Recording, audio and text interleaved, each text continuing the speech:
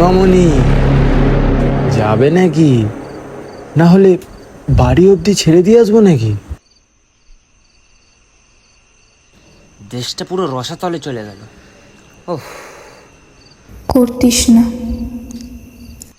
দেশের যদি এতই চিন্তা থাকতো তাহলে মাথাটা ওভাবে ঘুরিয়ে নিতিস না। কি মামনি যাবে নাকি?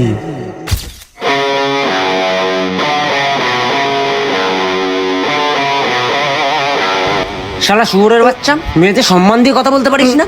ঘরে মা বোন নেই?